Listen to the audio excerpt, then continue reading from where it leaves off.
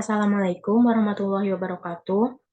Perkenalkan, nama saya Tri Fatuma Afidah, NPM 12 12 02 0056 dari Fakultas Ekonomi dan Bisnis Universitas Yarsi. Nah, di sini saya akan menjelaskan tentang praktikum audit modul 3, yaitu siklus persediaan, penggudangan, dan pembayaran utang usaha. Sebelum mengerjakan di kertas kerja pemeriksaan, kita bisa melihat modul 3 di buku 1 halaman 77. Di halaman 77 ini ada sedikit penjelasan modul 3, yaitu siklus persediaan, penggudangan, dan pembayaran utang usaha. Informasi di bawah ini dibagi menjadi dua bagian, yaitu pengendalian internal dan prosedur audit untuk pengujian ketaatan dan kewajaran.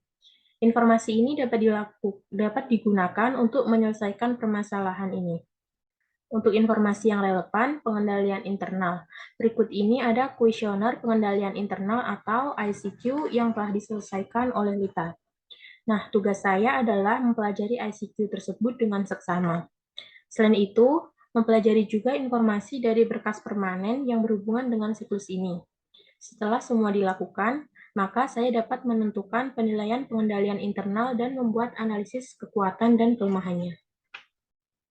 Kemudian bisa dilihat di halaman 78 sampai halaman 87, ada kuesioner pengendalian internal atau ICQ yang telah dilakukan oleh Lita sebelumnya. Lalu di halaman 88 ada program audit. Tujuan audit adalah untuk meyakinkan bahwa untuk yang persediaan, yang pertama, semua persediaan yang dicatat memang benar-benar ada pada tanggal neraca atau laporan posisi keuangan atau eksisten. Yang kedua, semua persediaan yang ada telah dihitung dengan dicantumkan dalam ikhtisar persediaan. Yang ketiga, semua persediaan milik perusahaan. Yang keempat, persediaan dinilai sesuai dengan prinsip akuntansi yang berlaku umum dan diterapkan secara konsisten. Yang kelima, pos-pos persediaan telah diklasifikasi dengan tepat. Yang keenam, semua persediaan telah dicatat dengan pisah batas pembelian dan penjualan pada akhir tahun dengan tepat. Yang ketujuh, jumlah rincian persediaan dalam kartu persediaan sesuai dengan buku besar. Yang kedelapan, semua persediaan yang dijadikan jaminan telah diungkapkan dengan lengkap dalam laporan keuangan. Untuk yang kedua, yaitu beban pokok penjualan. Yang pertama ada ketepatan penetapan laba bruto tergantung pada tepat dan konsistennya penetapan beban pokok penjualan, serta penilaian persediaan dan adanya harga jual yang tepat. Yang kedua, perhitungan laba rugi khususnya yang berkaitan dengan perhitungan harga pokok telah dilakukan dengan layak, pada dasarnya sesuai dengan prinsip penandingan antara pendapatan dengan biaya-biaya terkait. Yang ketiga, penyajian harga pokok dalam laporan keuangan harus sesuai dengan sifat harga pokok itu sendiri, misalkan perdagangan atau manufaktur, dan didukung dengan klasifikasi yang tepat. Yang kelima, pengeluaran barang yang terjual didasarkan atas persetujuan pejabat yang berwenang dan didukung dengan bukti-bukti yang cukup serta benar-benar merupakan beban perusahaan. Yang kelima, semua beban pokok penjualan telah dibukukan dengan lengkap serta tepat dalam pisah batas pada periode yang bersangkutan. Untuk yang ketiga itu ada kewajiban. Yang pertama, semua kewajiban yang ada pada tanggal neraca atau laporan posisi keuangan telah dinyatakan dalam laporan keuangan dengan benar dan lengkap. Yang kedua, utang yang tercantum dalam laporan keuangan merupakan milik perusahaan. Yang ketiga, pisah batas telah dilakukan dengan tepat. Yang keempat, diklasifikasikan dengan benar. Yang kelima, dijelaskan secukupnya mengenai presentation dan disclosure.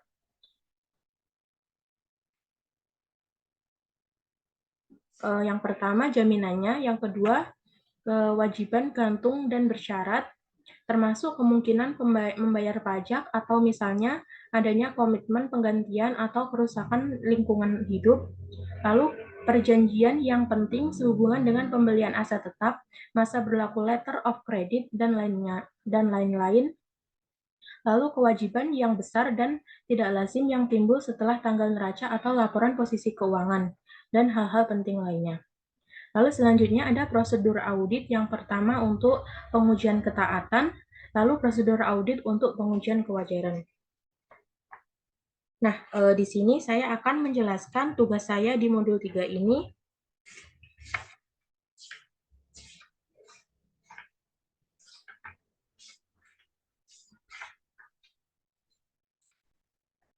Untuk tugas saya yaitu mempelajari ICQ yang telah dibuat oleh Lita. Yang kedua, membuat prosedur audit yang diperlukan dalam pemeriksaan ini. Yang ketiga, membuat kertas kerja pemeriksaan untuk pengujian ketaatan dan kewajaran saldo. Yang keempat, melengkapi kertas kerja neraca A21 dan A22 dan kertas kerja laba rugi A31 dan A32 yang terdapat pada modul 1 buku 2 untuk akun-akun yang terkait dengan pemeriksaan modul ini.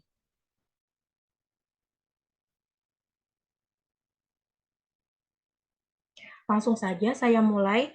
Untuk yang pertama, saya sudah melengkapi ICQ yang dibuat oleh Lita. Untuk yang kedua, membuat prosedur audit yang diperlukan dalam pemeriksaan ini, atau bisa dilihat di buku 2 halaman 44. Untuk prosedur audit yang pertama, yaitu persediaan.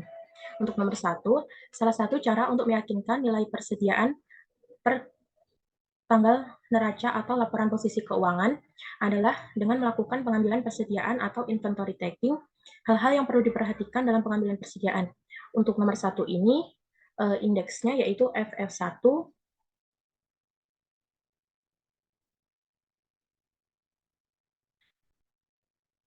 yang nantinya akan saya jelaskan untuk lebih lanjutnya. Untuk yang poin 2, yaitu pelajari instruksi perhitungan persediaan perusahaan dan nilai kelayakannya. Untuk indeks ini yang menjelaskan bahwa persediaan dinyatakan berdasarkan nilai perolehan yang ditentukan dengan metode masuk pertama, keluar pertama, atau first in, first on, dan dicatat dengan sistem persediaan perpetual atau perpetual inventory system. Untuk poin yang kedua, yaitu minta daftar posisi persediaan yang mencakup daftar barang, lokasi, kuantitas, dan harga per tanggal pengambilan persediaan. Untuk indeksnya, yaitu telah dilakukan, bisa dilihat di buku halaman 89 buku 1 di daftar rincian. Untuk poin yang ketiga, yaitu sebelum kegiatan perhitungan dilakukan, periksa ketelitian pelaksanaan prosedur pisah batas atau cut-off untuk penerimaan dan pengiriman barang dengan mencatat nomor terakhir dari laporan penerimaan barang, surat jalan, dan faktur penjualan. Untuk indeksnya, yaitu telah dilakukan, bisa dilihat di buku 1 halaman 91. Untuk poin 4, yaitu apabila selama pengambilan persediaan aktivitas berlangsung terus, pisahkan persediaan yang mungkin akan dikirim hari itu. Untuk indeksnya, yaitu telah dilakukan, bisa dilihat di buku halaman 88 di buku 1, di bagian persediaan. Selanjutnya, untuk poin 5, pastikan bahwa tidak ada pengiriman dan penerimaan setelah tanggal pisah batas berikut, sertakan dalam perhitungan persediaan perusahaan tersebut. Untuk indeksnya, yaitu telah dilakukan, bisa dilihat di buku 1 halaman 88.6 bagian persediaan.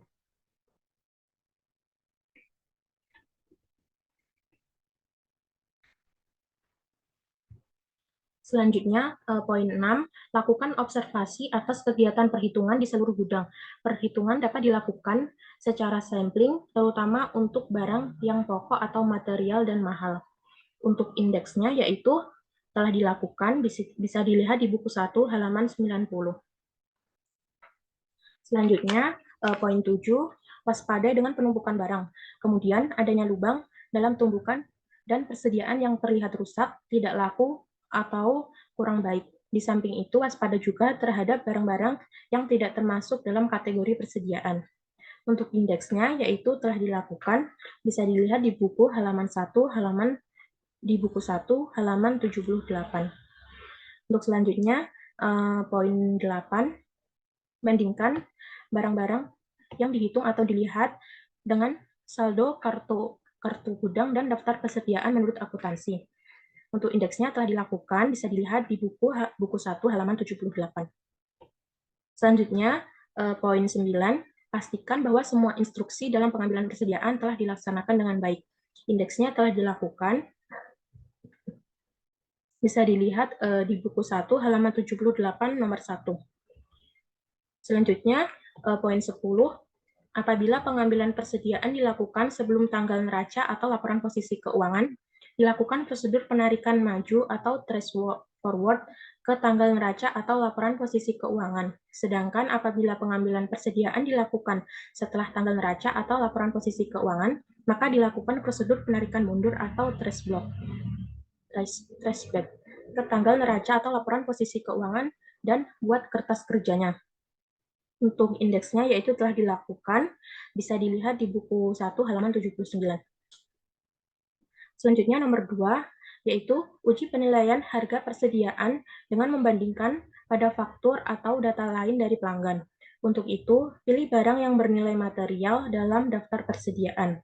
Untuk indeksnya yaitu telah dilakukan, bisa dilihat di buku 1 halaman 90. Selanjutnya selanjutnya nomor 3, yaitu perhatikan kemungkinan perubahan sistem dari metode tahun lalu. Untuk indeksnya yaitu prosedur audit tidak bisa dilakukan karena tidak ada informasi yang cukup dari klien. Selanjutnya, periksa semua penjumlahan dan perkalian daftar persediaan. Untuk indeksnya telah dilakukan, bisa dilihat di buku 1 halaman 89. Untuk nomor 5, yaitu siapkan schedule utama. Untuk indeksnya di indeks F, yaitu schedule persediaan yang akan saya jelaskan untuk selanjutnya setelah prosedur audit selesai. Untuk nomor 6, minta daftar persediaan yang mencakup nama barang, kuantitas, dan harga per tanggal neraca dari laporan posisi keuangan, serta cocokkan dengan buku besar. Untuk indeksnya yaitu telah dilakukan, bisa dilihat di buku 1 halaman 84 di bagian ICQ. Untuk nomor 7, yaitu lakukan penelaahan analitis atau analytical review untuk melihat kewajaran dari nilai persediaan. Inisialnya dengan alasan misalnya dengan adanya kelebihan persediaan yang disebabkan pembelian yang berlebihan, barang yang penjualannya lambat atau slow moving atau usang. Untuk indeksnya, yaitu telah dilakukan, bisa dilihat di buku 1 halaman 91. Untuk nomor 8, pastikan bahwa barang dalam perjalanan telah dibukukan sesuai dengan status, yaitu syarat pembelian seperti pembelian perangko gudang di penjualan free on board FOB shipping point atau pembelian perangko gudang si pembeli free on board atau FOB destination point.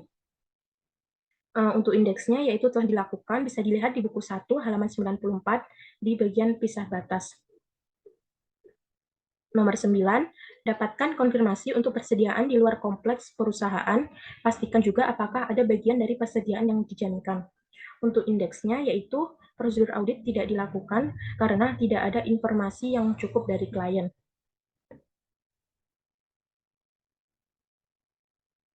Untuk nomor 10 yaitu pelajari kecukupan pertanggungan asuransi. Untuk indeksnya yaitu telah dilakukan, bisa dilihat di buku 1 halaman 78.1.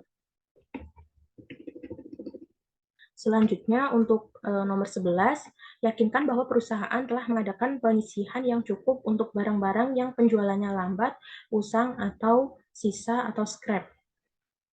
Untuk indeksnya yaitu telah dilakukan, bisa dilihat di buku 1 halaman 79.11.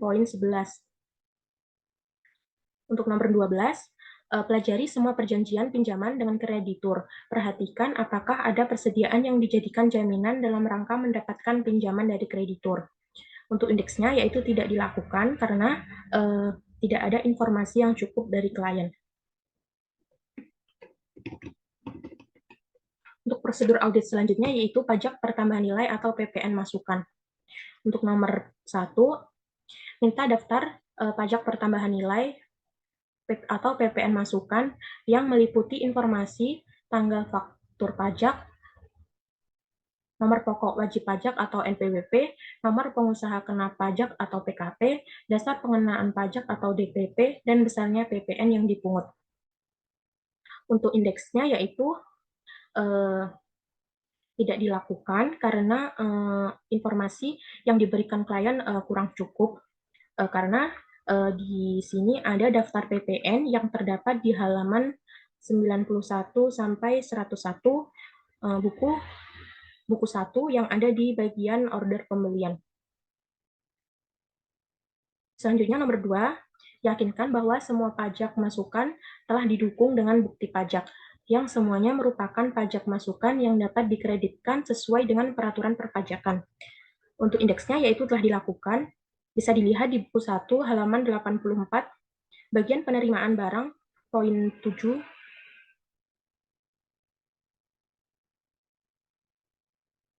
dan buku halaman 85 bagian pembelian pada poin 13.1 sampai 13.6.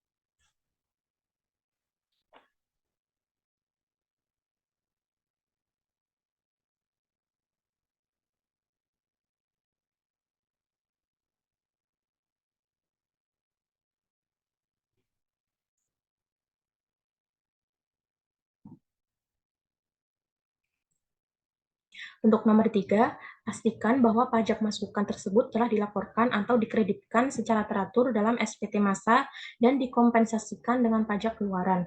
Untuk indeksnya tidak dilakukan karena prosedur audit ini tidak ada di karena tidak ada informasi yang cukup dari klien. Apabila pajak keluaran lebih besar dari pajak masukan, pastikan bahwa kekurangan pembayaran tersebut telah dilunasi sesuai dengan batas waktunya. Untuk indeksnya, yaitu dilakukan dengan penjelasan di buku 1 halaman 91. Selanjutnya nomor 4, apabila ada perbedaan saldo bersih atau pajak masukan dikurangi pajak keluaran antara buku besar dengan SPT massa, pelajarilah sebab-sebabnya terutama untuk saldo pertanggal neraca atau laporan posisi keuangan. Untuk indeksnya yaitu prosedur audit tidak dilakukan karena tidak ada informasi yang cukup dari klien. Nomor 5, pelajari semua surat koresponden dengan kantor pajak, terutama untuk permohonan restitusi karena kelebihan pembayaran pajak masukan. Pastikan apakah semua permohonan tersebut disetujui dan bila ada faktur pajak yang tidak disetujui oleh kantor pajak, pelajari sebab-sebabnya. Untuk indeksnya yaitu prosedur audit tidak dilakukan karena tidak ada informasi yang cukup dari klien. Selanjutnya, prosedur audit untuk beban pokok penjualan. Yang pertama, lakukan perbandingan setiap jenis dan struktur beban yang termasuk harga pokok penjualan atau cost of goods sold dalam tahun yang diperiksa dengan tahun lalu. Analisis sebab naik atau turun yang dilakukan oleh perusahaan dan minta penjelasan bila terdapat perubahan yang material. Untuk indeksnya yaitu telah dilakukan dengan penjelasan pada buku 1 halaman 8 pada bagian beban pokok penjualan.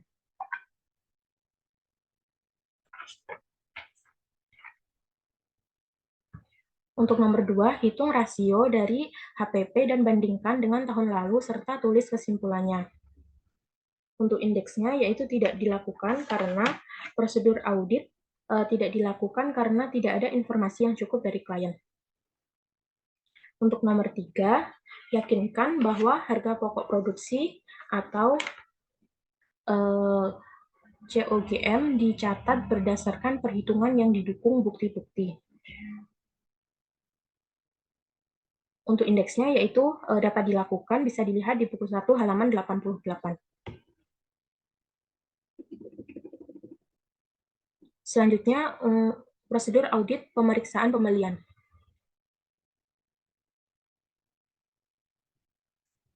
Untuk yang nomor 4, bandingkan pembelian tahun berjalan dengan tahun lalu serta dapatkan penjelasan bila terdapat perbedaan yang material. Untuk indeksnya yaitu telah dilakukan dengan penjelasan yang ada di buku. Untuk yang nomor 5, lakukan pemeriksaan kebijakan dan prosedur pembelian dan retur pembelian akankah ada penyimpanan. Untuk indeksnya yaitu telah dilakukan dengan penjelasan yang ada di buku. Untuk yang nomor 6, lakukan pemeriksaan terhadap pembelian dari pihak yang mempunyai hubungan istimewa atau afiliasi terutama untuk penetapan harga beli dan jumlah transaksi selama tahun berjalan. Untuk indeksnya yaitu tidak dapat dilakukan karena tidak dapat informasi dari klien. Untuk yang nomor 7, yaitu lakukan pemeriksaan atas pembelian secara acak atau random pada tahun berjalan dengan memperhatikan faktur pembelian baik jumlah, harga, syarat pembelian dengan mencocokkan pada pesanan pembelian atau purchase order dan lakukan penerimaan barang atau receiving report. Untuk indeksnya yaitu telah dilakukan dengan penjelasan pada buku 1 halaman 92 sampai 94. Sedangkan untuk retur pembelian, perhatikan memo debit baik jumlah maupun harga dengan mencocokkan pada pesanan pembelian, laporan penerimaan barang, dan faktur barang.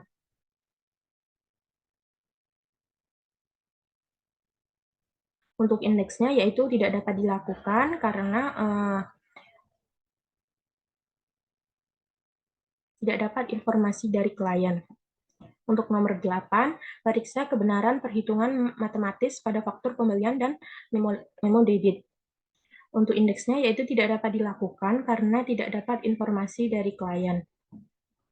Untuk nomor 9, periksa kebenaran PPN masukan atas pembelian barang atau jasa kena pajak.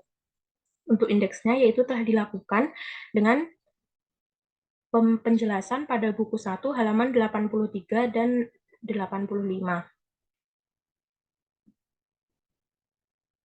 Untuk nomor 10, lakukan pisah batas atas pembelian dan retur pembelian selama 7 hari sebelum dan setelah tanggal neraca laporan posisi keuangan dan yakinkan bahwa transaksi telah dicatat pada periode yang tepat.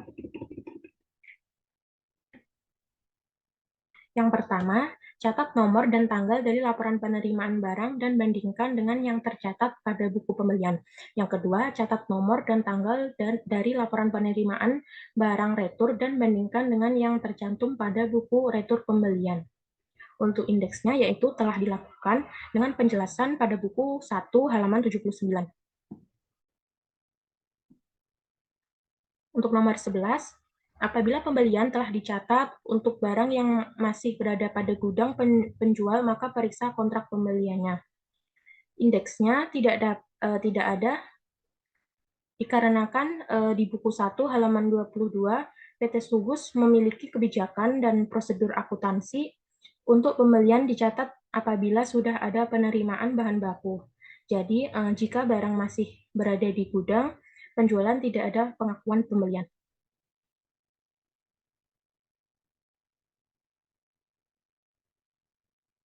Untuk nomor 12, bukti kesimpulan dan komentar hasil pemeriksaan. Indeksnya tidak dapat dilakukan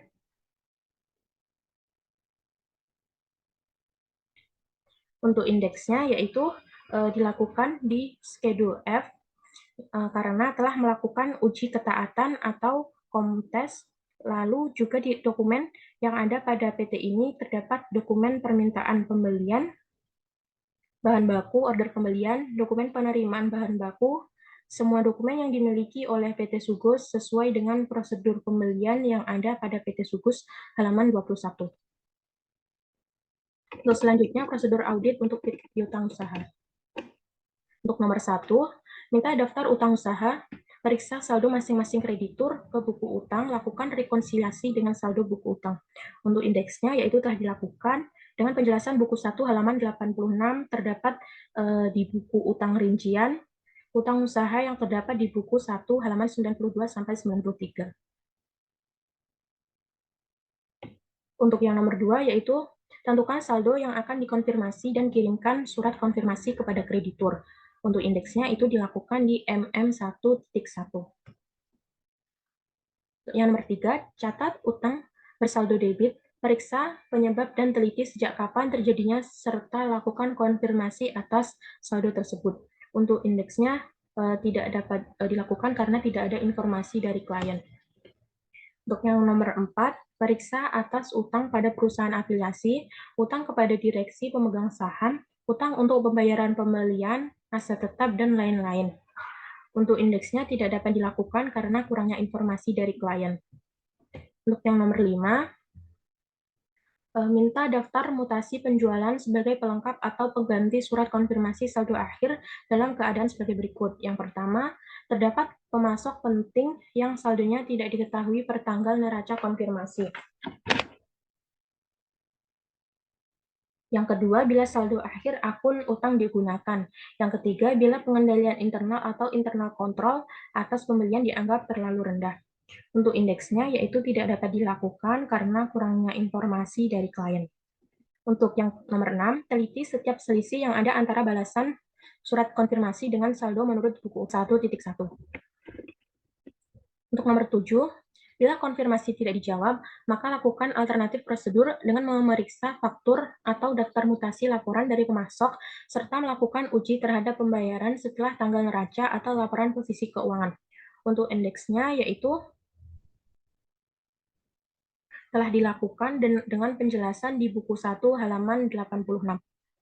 Untuk nomor 8, bila konfirmasi dilakukan atas saldo sebelum tanggal neraca atau laporan posisi keuangan, agar mendapat keyakinan tentang kebenaran saldo utang usaha pada neraca atau laporan posisi keuangan, maka perlu dilakukan prosedur tambahan seperti minta daftar utang per tanggal neraca atau laporan posisi keuangan, periksa penjumlahan dan cocokkan jumlahnya dengan saldo menurut akun kontrol buku besar. Lalu periksa terhadap saldo yang benar dan tidak lazim atau bersaldo debit. Lalu periksa akun kontrol pada buku besar atas transaksi yang terjadi antara tanggal yang saldonya dikonfirmasi dengan tanggal neraca atau laporan keuangan dan periksa tanggal yang tidak lazim. Untuk indeksnya yaitu telah dilakukan dengan penjelasan di buku 1 halaman 94. Selanjutnya, nomor 9, periksa persoalan apa yang belum terselesaikan dan selidiki mengapa sampai terjadi persoalan tersebut. Untuk indeksnya, yaitu tidak dapat dilakukan karena tidak ada informasi yang cukup dari klien. Untuk nomor 10, lakukan tes subsequent payment dan uji pisah batas atau tes cut-off untuk pisah batas tanggal neraca atau laporan keuangan. Untuk indeksnya terdapat di PL2.1. Untuk nomor 11, buat kertas kerja dan kesimpulan hasil pemeriksaan. Untuk indeksnya ada di M1. Baik, setelah prosedur audit sudah selesai, selanjutnya saya akan menjelaskan mengenai kertas kerja pemeriksaan untuk pengujian ketaatan dan kewajaran saldo yang terdapat di PL2.1.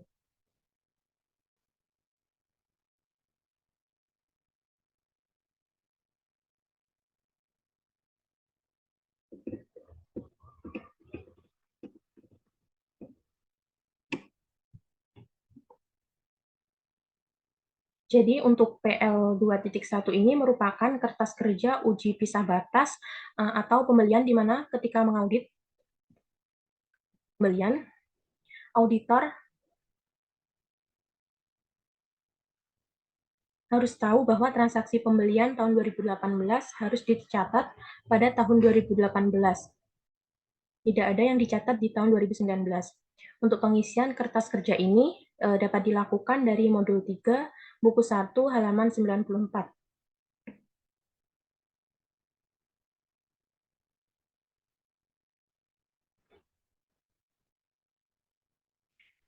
Jadi untuk uji pisah batas dapat dilakukan dengan memindahkan informasi pada buku ke dalam kertas kerja uji pisah batas. Lalu memasukkan tanggal, nomor, dan nama pelanggan dan jumlah. Nah, di sini untuk nama pelanggan. Nah, di sini untuk PT Delta itu jumlahnya 20 juta, PT Elang 30 juta, PT Fitra 40 juta, PT Gaya 50 juta, PT Hero 60 juta, PT Indah 70 juta, PT Berkat 25 juta, PT Indah 30 juta, PT Hero 42 juta, PT Andalas 35 juta, dan PT Elang 20 juta. Untuk pengisian visa batas ini seharusnya tidak dapat melihat tanggal pencatatan, apakah dicatat tahun 2018 atau tidak dengan menggunakan faktur pembelian.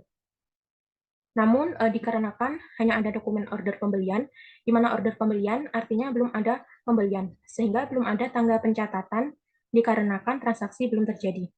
Seperti nomor order pembelian 279 ini, senilai 20 juta, itu tidak ada dalam daftar utang PT Delta, sehingga uji visa batas belum dapat dilakukan, sehingga tanggal pencatatan tidak perlu diisi. Jadi di sini kosong. Namun pada dasarnya ketika auditor ini melakukan uji visa batas, itu menggunakan faktur pembelian dan dokumen pendukung lainnya. Selanjutnya itu bisa kita isi. Untuk indeks selanjutnya yaitu indeks MM1.1. Jadi indeks MM1.1 ini membuat daftar konfirmasi utang dengan memasukkan nama pelanggan, alamat, dan saldo per klien sebelum konfirmasi. Kemudian data yang bisa kita gunakan untuk mengisi kolom hasil konfirmasi bisa kita lihat di halaman 94 buku 1. Jadi tabel tersebut merupakan data konfirmasi pada tanggal 14 Januari 2019. Jadi hanya ada satu kali konfirmasi karena sudah ada semua jawaban dari konfirmasi. Jadi ketika ada tanggapan, ada dua kemungkinan jawaban. Untuk yang pertama, jika hasil konfirmasi sama, maka dapat diisi dengan CB atau jawaban cocok. Jika tidak cocok dengan RD, di mana di sini terdapat konfirmasi PT Andalas setuju, maka kita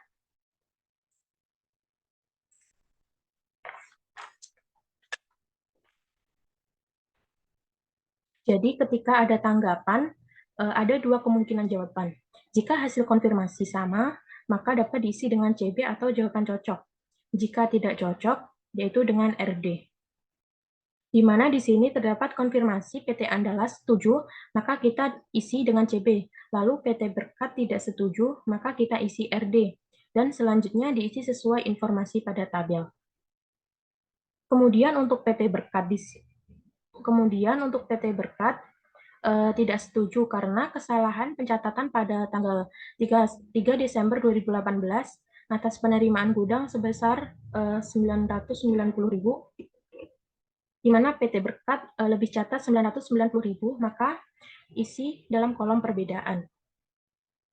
Maka ada selisih 990.000, di mana PT Berkat lebih catat 900.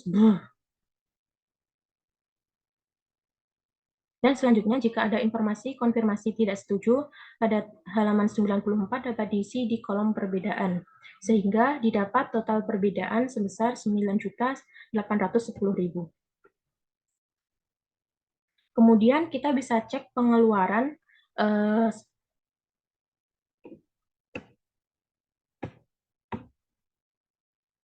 kita bisa cek pengeluaran setelah tanggal neraca atau laporan posisi keuangan. Pada buku 1 terdapat hasil pemeriksaan pembayaran kas setelah tanggal neraca sampai dengan tanggal 28 Februari 2019 menunjukkan jumlah pembayaran ke pemasok yaitu PT Delta sebesar 30.800.000 dan PT Berkat sebesar 501.567.000. Maka kita isi pada kolom pengeluaran setelah tanggal neraca di sisi kanan.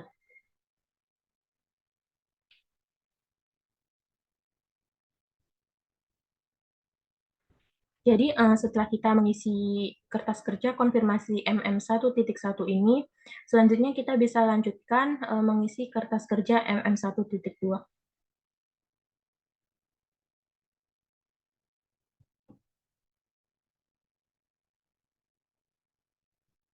Nah, untuk kertas kerja MM1.2 ini berisi hasil konfirmasi positif utang usaha. Jadi konfirmasi yang sudah dilakukan terdapat 9 konfirmasi dan semuanya sudah dikirim. Kemudian jumlah utang secara keseluruhan berdasarkan konfirmasi yaitu 1.269.116.100. kita bisa masukkan pada kolom jumlah dikarenakan semua utang udah dikonfirmasi dan sudah ada jawaban. Untuk hasil konfirmasi, yaitu merupakan jawaban dari konfirmasi yang dikirim, dan dalam buku sudah ada jawaban konfirmasi, kita bisa langsung menjumlahkan dan ternyata terdapat selisih sebesar 9.810.000 yang didapat dari kolom perbedaan pada indeks MM1.1. Dengan selisih tersebut, berarti PT Sugus kurang catat sebesar 9.810.000.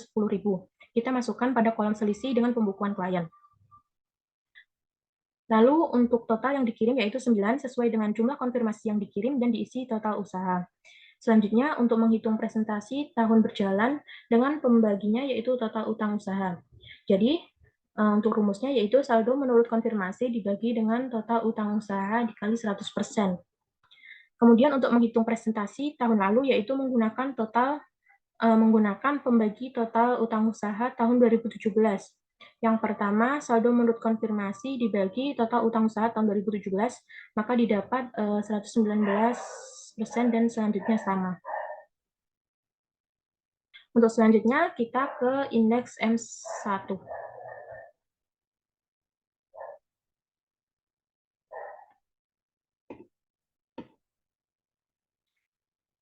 Untuk indeks M1 ini yaitu schedule utang usaha.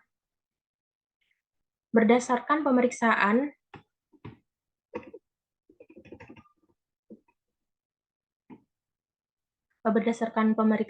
terdapat kesalahan pencatatan atas pembelian bahan baku PS senilai 500 kg pada PT Delta yang belum dicatat sesuai pada buku halaman 91.2 yang dijelaskan terjadi selisih bahan baku PS senilai 500 kg akibat pembelian tanggal 29 Desember 2018 dari PT Delta belum diterima faktur pajaknya sehingga belum dibukukan sebesar 8.800.000. Maka kita dapat bukukan dengan jurnal persediaan bahan baku debit 8 juta, PPN masukan debit 800.000, dan utang usaha kredit 8.800.000. Kemudian kita ke kertas kerjanya.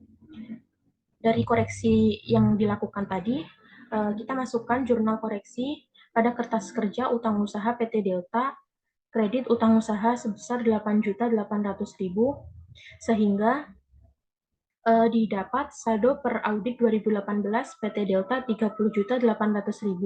Jadi terdapat perbedaan pencatatan antara klien dengan auditor karena saldo per klien 1.269.116.100 dan sedangkan hasil audit yang telah dilakukan saldo utang usaha per audit 2018 sebesar 1.277.916.100. Selanjutnya kertas kerja TOJ3, yaitu TOJ3 itu uji transaksi pembelian, terdapat ketidaksesuaian antara jumlah yang berasal dari bukti order pembelian dengan perhitungan yang auditor lakukan. Yang pertama, nama pelanggan PT Delta dengan kuantitas barang 1.250 dengan harga per unit 2.800, didapat jumlah harga 3.500.000 dengan PPN 10% dari jumlah harga sebesar 350.000. Maka total harga yang seharusnya adalah 3.850.000. Tetapi berdasarkan bukti pendukung pembelian, PT Delta dicatat sebesar 22 juta. Maka dapat diberi keterangan tidak sesuai. Begitu juga dengan PT Elang dan lainnya terdapat ketidaksesuaian antara perhitungan ulang transaksi pembelian dengan bukti pendukung. Untuk yang terakhir,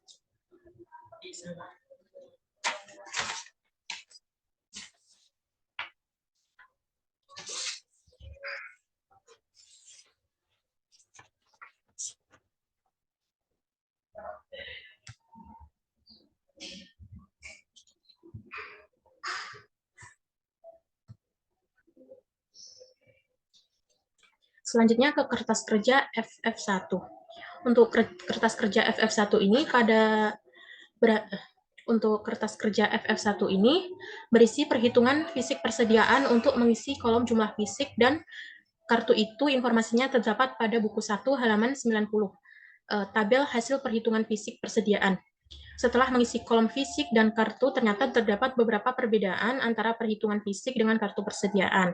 Untuk perbedaan yang pertama itu terdapat pada persediaan bahan baku atau polyfilling.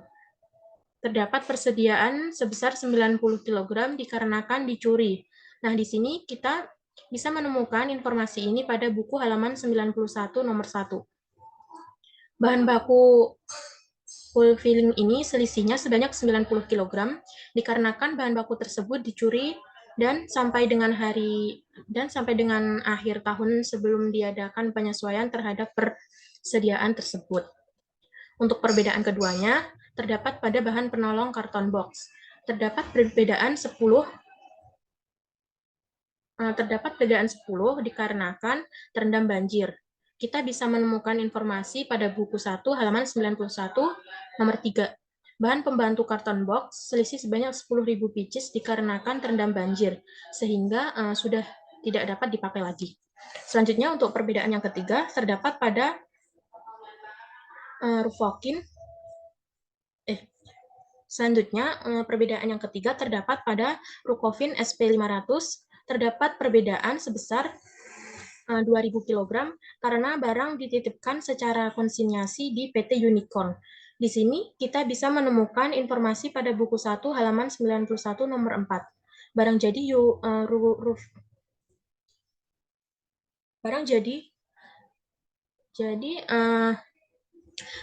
Rukovin SP500 selisih 2.000 kg dan sudah dikonfirmasi dengan jawaban setuju. Selanjutnya kita ke kertas kerja F4. Untuk kertas kerja F4 ini yang diinformasikan pada buku halaman 91 nomor 3 bahan pembantu karton box. Bahan pembantu karton box ini selisih 10.000 pieces karena terendam banjir sehingga tidak dapat dipakai lagi. Jadi terdapat koreksi untuk persediaan bahan penolong karton box 10.000 pieces yang terendam banjir, yaitu 10.000 dikali dengan harga satuannya 1.100. Hasilnya sebesar 11.000. Nah, karena terdapat koreksi, jadi jurnalnya beban lain-lain di debit dan di kreditnya persediaan bahan penolong. Kemudian nominalnya dimasukkan pada kredit dan dijumlahkan. 68.838.000 dikurangi 11 juta, hasilnya 57.838.000. Untuk jumlah perkelahiannya sebesar 137.843.600 dan jumlah per auditnya per 31 Desember 2018 126.843.600. Oke, selanjutnya ke kertas kerja F3. Untuk kertas kerja F3 ini di buku 1 halaman 91 terdapat informasi bahan baku polyfilling selisih sebanyak 90 kg dikarenakan bahan baku dicuri dan sampai dengan akhir tahun belum diadakan penyesuaian terhadap persediaan tersebut. Lalu terdapat koreksi, dan karena adanya koreksi jadi jurnalnya yaitu beban lain-lain di debit sebesar 1.350.000, di kreditnya persediaan bahan baku di kredit 1.350.000 yang didapat dari 90 kg dikali 15.000 yang terdapat di halaman 89 di buku 1. Kemudian informasi selanjutnya bahan baku PS selisih 500 kg karena adanya pembelian tanggal 29 Desember 2018 dari PT Delta belum diterima faktur pajaknya sebesar 8 juta rupiah. Sebesar 8.800.000 rupiah, termasuk PPN. Untuk jurnalnya, persediaan bahan baku 8 juta, PPN masukkan 800.000 di debit, dan di kreditnya itu utang usaha sebesar 8.800.000 rupiah yang didapat dari 500 kg dikali 16.000. Kemudian untuk polyfilling ini per kliennya yaitu 24.750.000 dikurangi 131.350.000, hasilnya 23.400.000. Untuk PS per kliennya 37.600.000 ditambah 6 juta, hasilnya 45.600.000 rupiah. Untuk jumlah per kliennya 2018 yaitu 520.506.300. Sedangkan untuk per kliennya yaitu 527.156.300. Selanjutnya kita ke kertas kerja F2. Nah, kertas kerja F2 ini terdapat koreksi di mana informasinya di buku 1 halaman 91 di bagian selisih yang jadi dalam perhitungan fisik persediaan nomor 6, yaitu laporan batch produksi 377 ditemukan kekurangan pembebanan upah buruh pabrik yang belum dibayar dari tanggal 26 hingga 29 Desember selama 4 hari, yang pembayarannya dilakukan pada tanggal 3 Januari 2019 sebesar 15 juta. Jadi untuk jurnal koreksinya yaitu di debit beban upah langsung sebesar 15 juta dan dikredit biaya yang harus dibayar 15 juta. Persediaan dalam proses di debit 15 juta dan dikredit barang dalam proses 15 juta. Jurnal ini untuk mencatat koreksi atas kekurangan pembebanan upah buruh pabrik yang belum dibayarkan.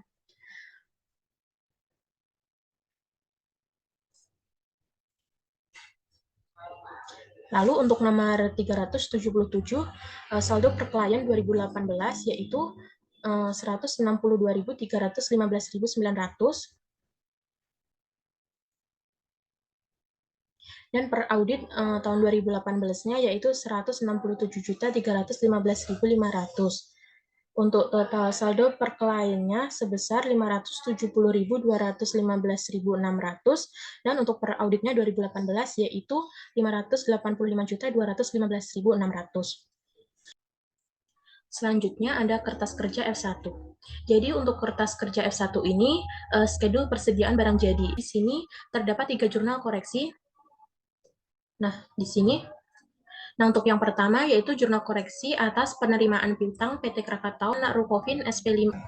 Untuk jurnalnya yaitu persediaan barang jadi debit 7.955.000 dan harga pokok penjualan kredit 7.955.000.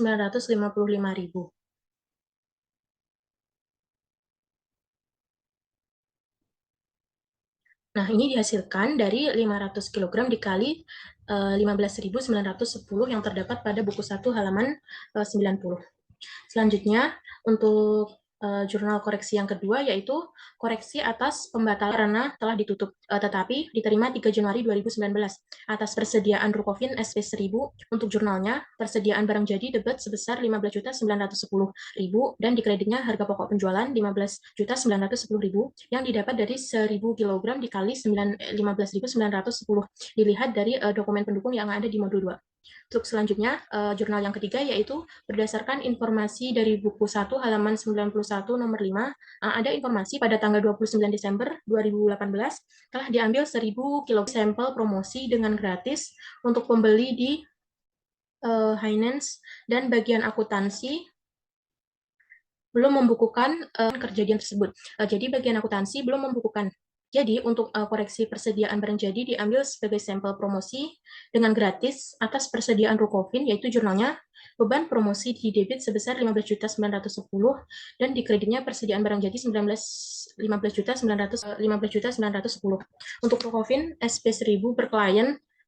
Nah, selanjutnya bisa dilihat di klien nilainya yaitu 140 dan per auditnya 459.067.140.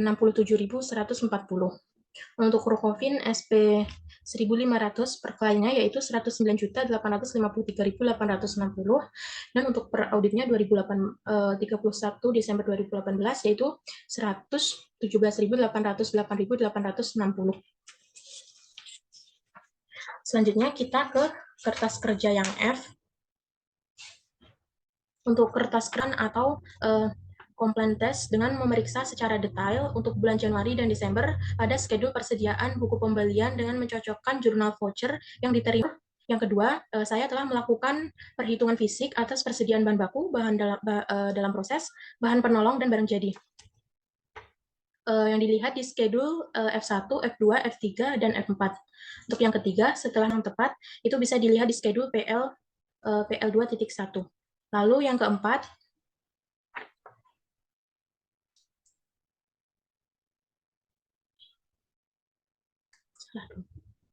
selanjutnya ya F ini telah selanjutnya kertas kerja F. Jadi untuk kertas kerja F ini saya telah melakukan uji ketaatan Januari dan Desember pada schedule